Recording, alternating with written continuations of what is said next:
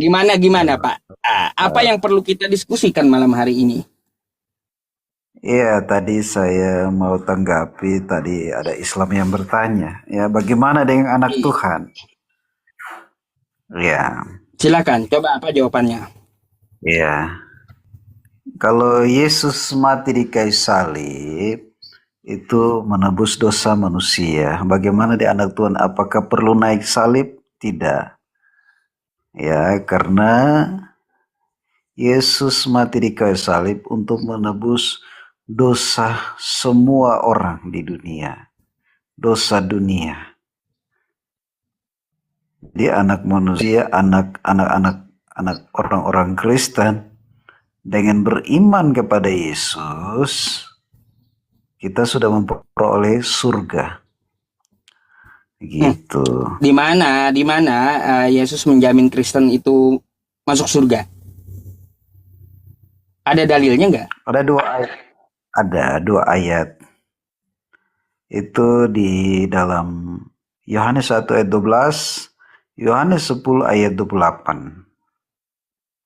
Gitu. Bisa Yohanes dicatat. 1 Ayat 12. Yohanes berapa? Dan Yohanes 1 Yohanes nomor 1 ayat 12. 12. Ya. Dan Yohanes 10 Mana? ayat 28. Tetapi semua orang yang menerimanya diberinya kuasa supaya menjadi anak-anak Allah, yaitu mereka yang percaya dalam namanya. Maksudnya, kan yang saya tanya, adakah Yesus menjamin Kristen masuk surga seperti yang Anda katakan tadi, Pak Pendeta? Ya, kata Anda kan ada Yesus menjamin surga untuk Kristen. Nah, itu di mana tertulisnya? Kata Yesus, aku menjamin Kristen masuk surga. Tulisan Kristennya tidak ada, tapi mereka yang menerima Yesus, mereka disebut anak-anak Allah. Nah, gitu. Nggak ada. Berarti saat itu Yesus tidak ngomong sama Kristen. Kan gitu. Nah, terus percayanya terhadap apa dan bagaimana? Kalau mau percaya, ya mau selamat, maka kata Yesus, seperti di Yohanes 17 nomor 3, inilah hidup yang kekal itu. Mereka mengenal engkau satu-satunya Allah yang benar, dan mengenal Yesus Kristus yang telah engkau utus. Nah, percaya sama dia sebagai utusan Tuhan. Kan gitu. Bukan percaya dia sebagai Tuhan, tapi percaya dia sebagai hamba Tuhan dan mempunyai Tuhan. Kita dapat ketahui, Pak, ya. Waktu Yesus itu dia datang ke muka bumi, Kristen itu belum ada. Kristen itu dipelopori oleh Paulus. Yesus tidak kenal dengan Kristen. Makanya nggak akan ada Yesus mengucapkan satu kali pun kosakata Kristen karena tidak kenal dia. Yesus tidak pernah memerintahkan jadi Kristen. Yesus tidak pernah mengajari Kristen. Nah, kan kayak gitu. Apalagi sampai menjamin surga. Ya ngaco lah. Gak ada. Tapi seperti apa? Yaitu mereka yang percaya dalam namanya. Nah, dalam nama Yesus orang percaya bahwa Yesus itu adalah utusan Tuhan. Tuh. Iya, coba baca di ayat yang Yohanes 10 ayat 28. Yohanes 10:28 lagi.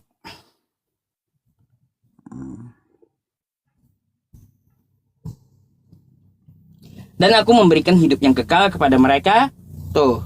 Dan mereka pasti tidak akan binasa sampai selama-lamanya. Dan seorang pun tidak akan merebut mereka dari tanganku. Bapakku yang memberikan kepadaku. Bapaknya bukan dia, Pak Pendeta.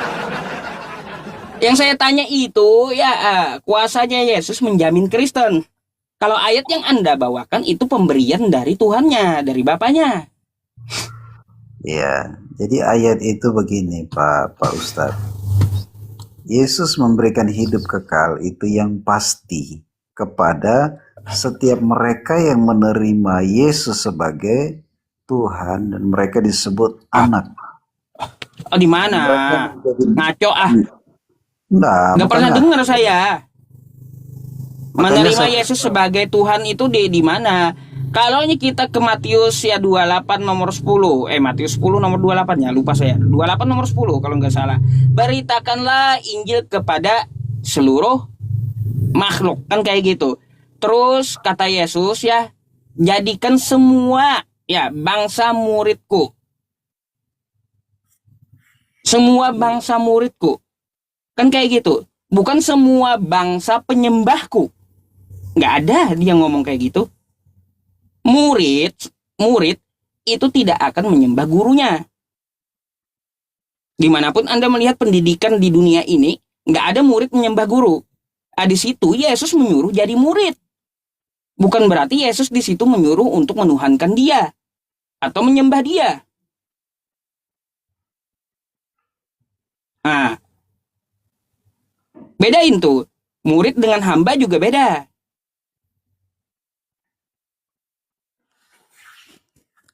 Ya, kenapa kita menyebut Yesus sebagai Tuhan? Gini Ustadz, karena yang pertama dia berkuasa di bumi dan di sorga. Ya, Nah, itu lagi-lagi Pak kontradiksi lagi yang Anda sampaikan tuh. Kalau kata Yesus yang diberikan Bapa kepadaku, Bapa yang di sorga telah memberiku kuasa. Itu Bapaknya yang berkuasa. Coba Anda ke Yohanes 5 nomor 30. Aku tidak dapat berbuat apa-apa dari diriku sendiri, kata Yesus. Atau dia ngaku sendiri lemah, gak mampu apa-apa Yesusnya itu. Lalu Anda bilang dia berkuasa. Nah ini saya lebih percaya Yesus daripada Anda kalau kayak gitu Pak. Iya, karena apa? Yesus ya itu ada di dalam kitab Anda dan berani dipertanggungjawabkan oleh sarjana Kristen. Makanya ditintain merah. Ini adalah perkataan Yesus. Kata Yesus, aku tidak dapat berbuat apa-apa dari diriku sendiri. Maka saya akan pegang gitu ucapan dari Yesus. Nah, kalau kata Anda dia berkuasa, berarti kontradiksi kitab Anda gitu. Bertentangan dengan pengakuan Yesus yang tidak mampu berbuat apa-apa dari dirinya sendiri. Nah, susah kan Bang? Pak Pendeta? Ya. Jadi itu makanya kita menyebut dia Tuhan karena pemegang kuasa di bumi dan di sorga. Kalau Filipi 2 ayat 10 bahkan dikatakan bahwa semua lidah akan mengaku, semua lutut akan bertelut, akan mengaku Yesus adalah Tuhan. Namanya berkuasa di sorga, di bumi, dan di bawah bumi. Makanya iblis takut nama Yesus. Gitu. Ya. Makanya kalau kami hamba-hamba Tuhan, Pak Ustadz, berdoa kepada orang yang sakit bisa sembuh, ya, bisa sembuh pakai nama Yesus. Begitu, nama Yesus. Makanya teman-teman Muslim juga ada yang minta doa kepada pendeta-pendeta. Pak Pendeta gini. Itu kan viral. Ya, kata Anda memakai nama Yesus. Dalam nama Yesus, menyembuhkan orang sakit dan mengusir setan. Ini ada tertera dalam Matius 7 nomor 22. Kan kayak gitu. Tidak semua orang yang berseru kepadaku Tuhan, Tuhan akan masuk dalam kerajaan sorga, kecuali yang melakukan kehendak Bapa di sorga. Pada saat itu kan mereka mengatakan kepada Yesus, bukankah kami dulu bermukjizat demi namamu, hai Yesus? Kami mengadakan mukjizat demi namamu, Yesus. Kami mengadakan kesembuhan demi namamu, Yesus. Kami mengusir setan dengan namamu. Apa kata Yesus? Pada hari terakhir itu aku akan berterus terang kepada mereka. Ya, berterus terang karena apa? Karena kata Yesus, enyahlah daripadaku, ya aku tidak mengenal kalian. Kalian semua adalah pembuat kejahatan. Jadi, orang yang memakai nama Yesus untuk mengusir setan, untuk mengadakan mukjizat, mengadakan kesembuhan, akan diusir oleh Yesus. Gimana sih Pak Pendeta? Ya, kalau kita baca di ayat 15 itu kan kepada nabi palsu. Memang Hmm. namanya nabi palsu, kita jangan percaya karena tidak sesuai dengan perbuatan mereka. Ya gitu. Ya Makanya itu Tuhan itu nabi palsu mencari. ngajar gini, cirinya aja nabi palsu itu ya para nabi terdahulu dari zaman bahula, zaman purba ya. Dari Abraham atau Nuh, Abraham sampai hari ini nggak ada satupun ya nabi kalau kita lihat dari sejarah menyuruh menyembah manusia.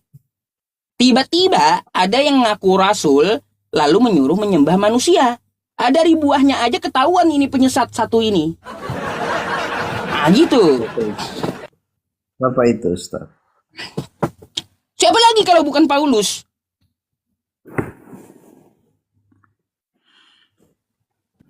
Lagi dulu ya Abraham sampai hari ini Nabi Muhammad. Gak ada dari para nabi itu menyuruh menyembah manusia. Tiba-tiba ada seorang yang ngaku rasul, habis itu ya menyuruh menyembah manusia. Jelas dari buahnya aja ketahuan pengajaran sesat itu. Oh, gitu Pak Pendeta. Ah, Gini Pak Ustaz. Paulus itu dipercayakan Tuhan untuk memberitakan tentang kabar baik ini sampai ke ujung bumi. Ya, salah satu ke Asia. Paulus, Ya, Paulus di di mana Asia. titahnya kayak gitu? Itu ada, bisa dibaca di kisah-kisah para rasul. Dan dia menulis berapa, Pak Ustadz mau tahu? 14 kitab dalam perjanjian baru. Kitab terbanyak. Nah, Begitu. Memberitakan tentang siapa? Tentang Yesus anak Allah. Yesus Tuhan itu. Ya, supaya mereka yang percaya diselamatkan, memberi diri dibaptis, selamat.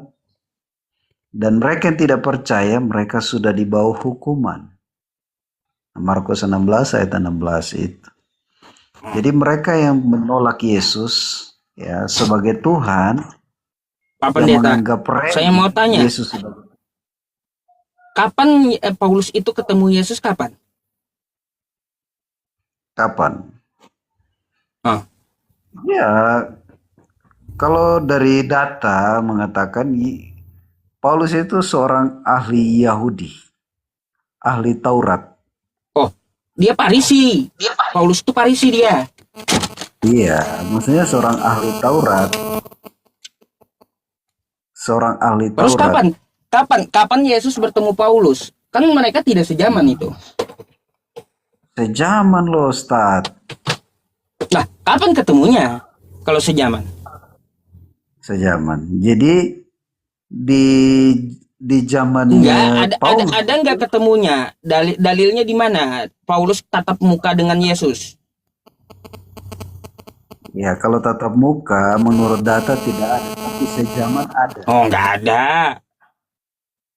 Nah, murid-murid Yesus dia tahu, salah satu Stefanus waktu dilempar dia ada di situ.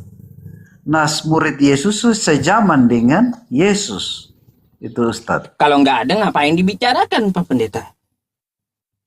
Nah, kalau Kan Pak di Ustadz situ Yesus bilang udah wanti-wanti tidak sejaman, juga.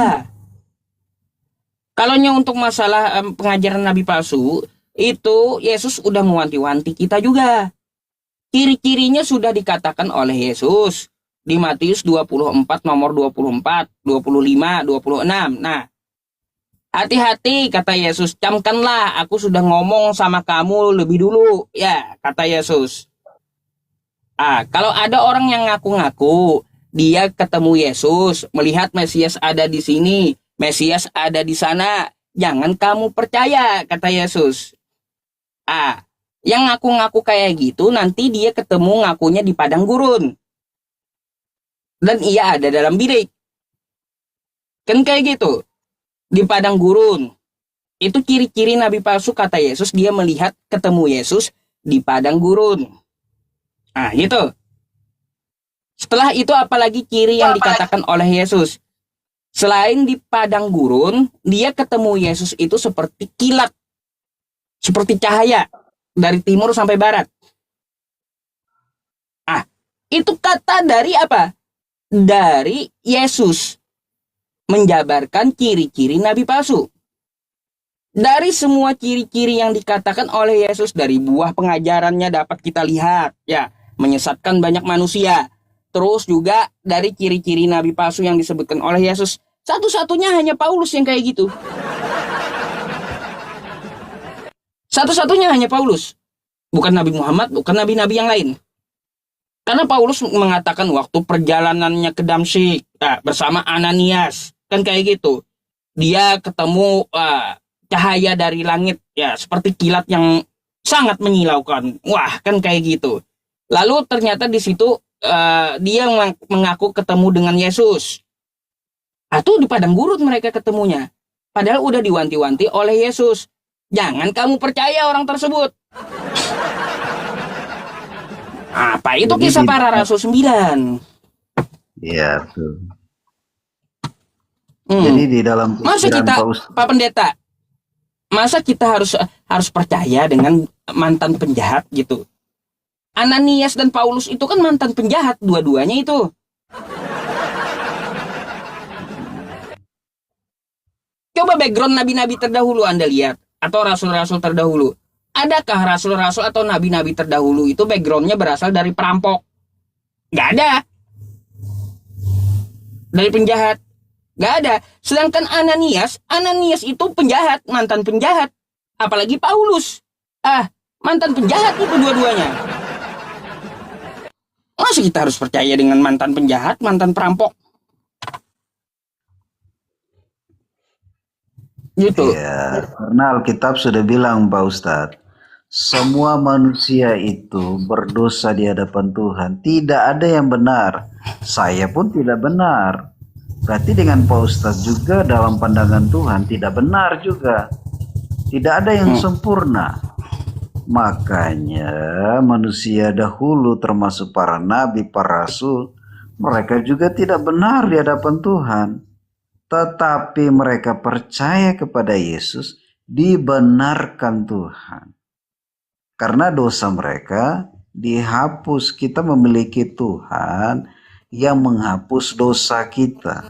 Makanya di dalam satu ayat dikatakan, anak manusia berkuasa mengampuni dosa. Kan begitu. Saya pun juga berkuasa mengampuni dosa. Lah, nggak percaya dia. Iya, Pak Pendeta. Pak Pendeta curi HP saya. Kan kayak gitu. Pak Pendeta berdosa nggak dengan saya? Berdosa pastinya. Karena nyuri barang saya. Terus habis itu Pak Pendeta datang kepada saya. Yusuf, aku curi HP-mu. Aku mohon ampun, mohon maaf ya atas kehilapanku. Habis itu saya ampuni, ya saya maafkan Pak Pendeta gitu karena mencuri HP saya. Hilang dosanya. Saya pun bisa menghapus dosa gitu. Mengampuni dosa kayak gitu. Sama dengan saya.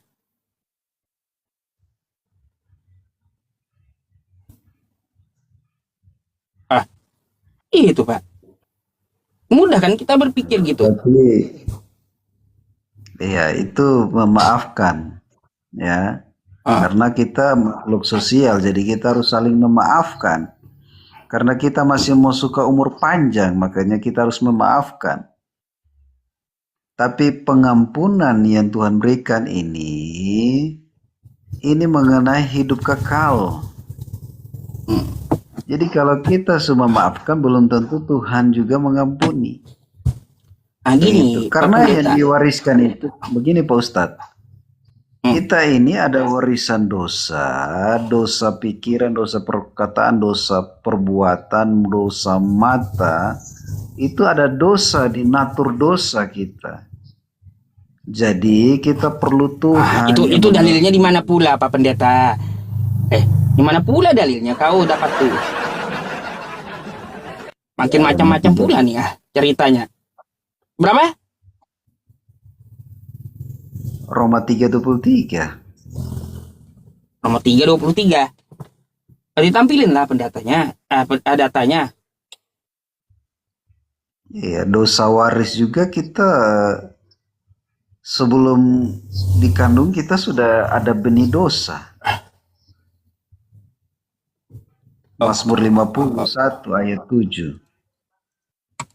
Bentar ya. Keluaran Kawan, 20. kawan-kawan yang di YouTube, ataupun di Facebook ya, kalau di YouTube saya dan di Facebook saya ngadat gitu ya, tolong dikasih tahu ya teman-teman di kolom komentarnya, yang di YouTube maupun yang di Facebook. Makasih ya atas perhatiannya. Lanjut, silakan.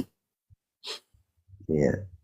Jadi kalau kita baca di dalam Mazmur 51 ayat 7, kita sudah Loncat dikandung lagi di kemana, dalam Pak? dosa. Begitu. Gini Pak, nggak ada Adam itu mewariskan dosa, nggak ada. Iya, ada. Roma 12 ayat 5. Itu tuduhan Paulus. Dosa Adam itu, iya, dosa Adam itu menjalar ke semua orang. Roma berapa tadi? Roma 12. Nomor 25. Ya. Saya buka ayat.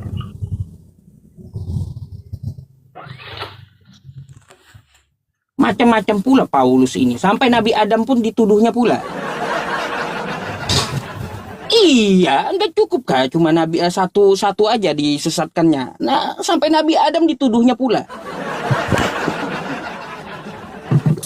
Betul-betul ya orang ini. Ketemu saya gebukin tuh di neraka. Kurang ajar kali.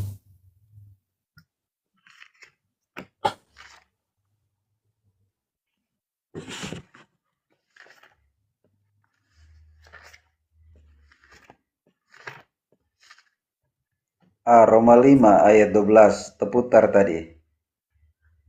Roma 5. Roma 5 ayat 12. Sebab itu sama seperti dosa telah masuk ke dalam dunia oleh satu orang, dosa itu menjalar kepada semua orang karena iya. semua orang telah berbuat dosa.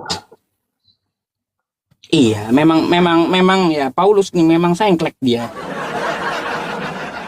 Nabi Adam pula yang dituduhnya menurunkan dosa. Sebab itu sama seperti dosa telah masuk ke dalam dunia oleh satu orang, dan oleh dosa itu karena juga maut.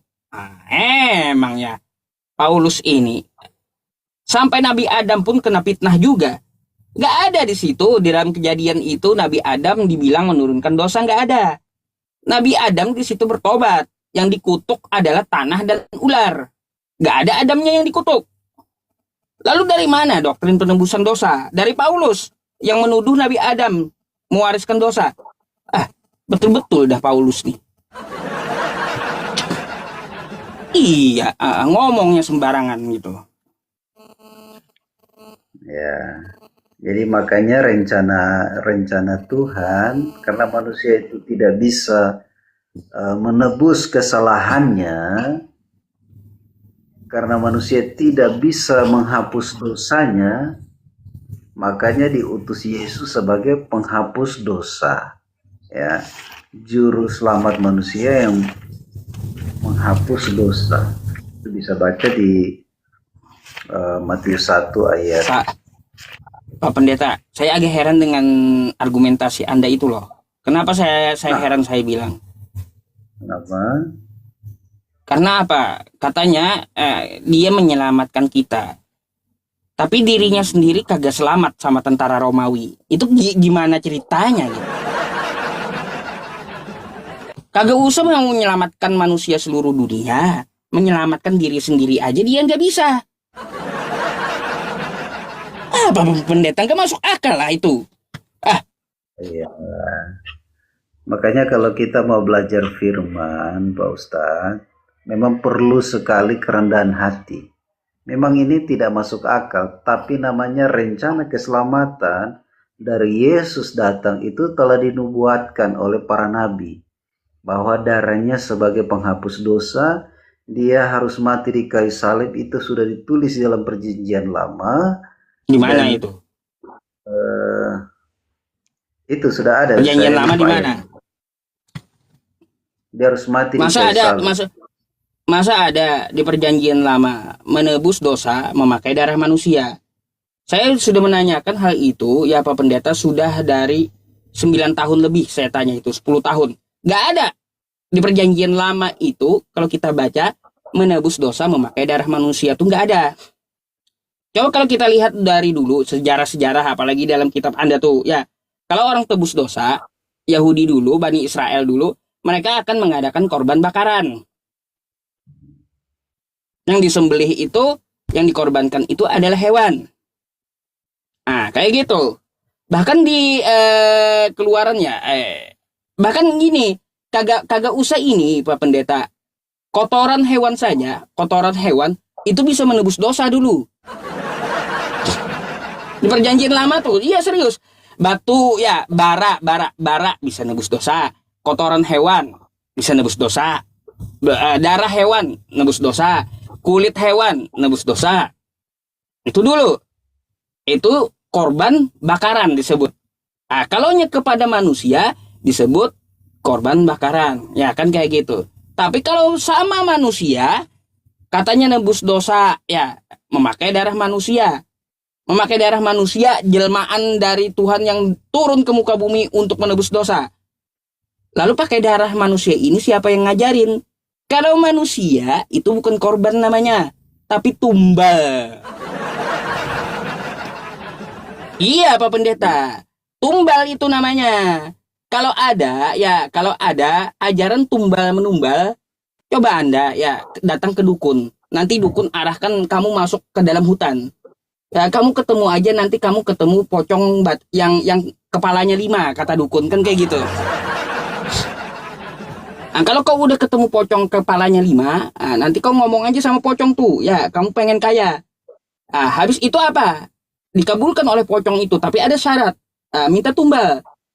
Nanti ditumbalin anaknya pula, istrinya pula ditumbalin sama pocong tuh. Tapi kau kaya gitu.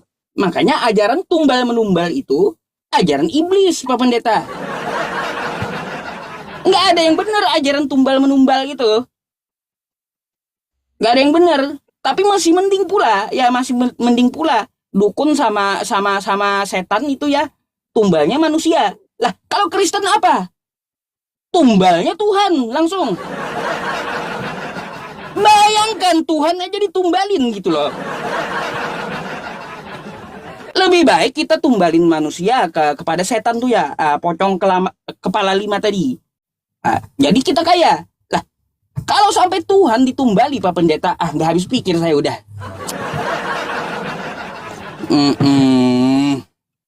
Pikirlah di situ. Ya, jadi gini Pak, boleh kasih izinkan saya untuk bicara. Kenapa kita Ya harus silakan memilih ya. Yesus hidup kekal? Nggak apa-apa Yohanes kita ini ya 10, teman-teman. ya, Dengarkan dulu beliau ya. Silakan. Yohanes 10 ayat 10 dikatakan Yesus datang untuk memberi hidup. Ya. Yohanes 3 ayat 16, mereka yang percaya dalam nama Yesus diberi hidup kekal. Itu perintah dari Tuhan. Setiap orang yang percaya kepadanya akan memperoleh hidup yang kekal. Nah, Galatia 2 ayat 20, anak Allah yang telah mengasihi aku dan menyerahkan dirinya untuk aku. Jadi Yesus mengasihi kita supaya kita jangan masuk dalam kebinasaan. Nah, mengenai dengan darahnya ini, ya. Di dalam Ibrani 2 ayat 14 dan 15 dikatakan begini. Supaya oleh kematiannya ia memusnahkan dia, yaitu iblis, yang berkuasa atas maut, dan supaya dengan jalan demikian ia membebaskan mereka seumur hidupnya berada dalam perhambaan oleh karena takut kepada maut. Jadi setiap orang itu takut kepada maut, karena di sana tidak ada jalan lain kalau bukan kepada kebinasaan. Nah, Yesus datang untuk memberi hidup kekal. Lewat apa? Lewat kematian di atas kayu salib. Ya, oleh darahnya. Kenapa di sini disebut darah? Ada darah. Dalam perjanjian lama darah itu sebagai tanda perdamaian manusia dengan Tuhan. Nah, di sini 1 Yohanes 1 ayat 7 dikatakan darahnya itu darah Yesus anaknya itu menyucikan kita daripada segala dosa. Jadi kalau Ustadz tidak terima Tuhan Yesus ya itu urusan pribadi. Dosanya tetap ada, karena tidak ada yang menyucikan. Nah kalau kita terima Tuhan Yesus, seperti saya terima Tuhan Yesus, dosa saya dihapus, disucikan. Nah Kolose 1 ayat 14 bilang begini, di dalam dia kita memiliki penebusan, yaitu pengampunan dosa. Jadi seperti itu Pak Ustadz. Jadi orang yang percaya kepada Yesus dijamin memberi hidup kekal, tapi syaratnya tetap harus dengar firman Tuhan, beribadah kepada Tuhan, baca firman Tuhan, renungkan siang dan malam. Begitu. Itu perintahnya. Supaya kita memperoleh hidup kekal. Karena dia sudah menjamin keselamatan dan hidup kekal. Karena tidak tahu besok ini terjadi apa, tidak ada yang tahu. Tetapi jaminannya dia sudah berikan bagi kita. Yesus itu sudah menjadi dasar iman kita. Jadi kalau teman-teman muslim sampaikan Yesus bukan Tuhan, itu masih berpikir yang salah. Kalau Alkitab sudah tegaskan, dia yang sudah awal. Kalau Wahyu 1 ayat 7-8, dia yang awal, dia Alfa dan Omega. Dia yang awal dan akhir. Dia yang akan datang kemudian, dan semua mata akan melihat dan menangis. Semua mata akan menangis karena kedatangannya. Oke. Gitu. Ada lagi yang apa pendeta mau sampaikan gitu? Soalnya yang di bawah juga pengen ikut naik. Gantian katanya. Oke. Terakhir ini. Jadi setiap mereka yang percaya akan perkataan firman yang saya sudah sampaikan ini, dalam Markus 16 ayat 16, mereka yang percaya, mereka memberi diri dibaptis dan selamat. Mereka yang tidak percaya, mereka sudah ada di bawah hukuman dan siap binasa. Yang terakhir Wahyu 20 ayat 15, mereka yang menerima Yesus, nama mereka tercatat dalam kitab kehidupan. Dan mereka yang menolak Yesus, mereka siap dilemparkan dalam lautan api. Di situ masuk dalam kematian kekal. Saya kira cukup dari saya. Makasih buat waktunya, Pak Baik, Ustaz. makasih ya, Pak Pendeta ya. Oke. Iya, baik. Terima kasih banyak. Semoga ya menjadi penambah wawasan diskusi kita ini. Terima kasih Pak Pendeta. Baik. Ya, ya, memang Pak Yunus ya, memang begitu dia orangnya dari dulu gitu. Ya saya hormati beliau gitu, harus saya hormati. Ya, makanya dia dari dulu memang seperti itu orangnya.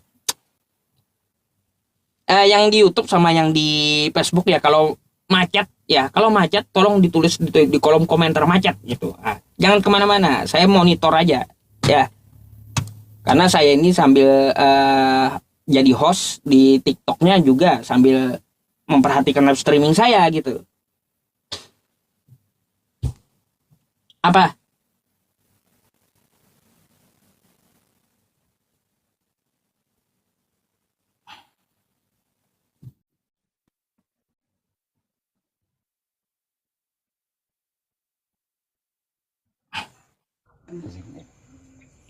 Halo, selamat malam. Selamat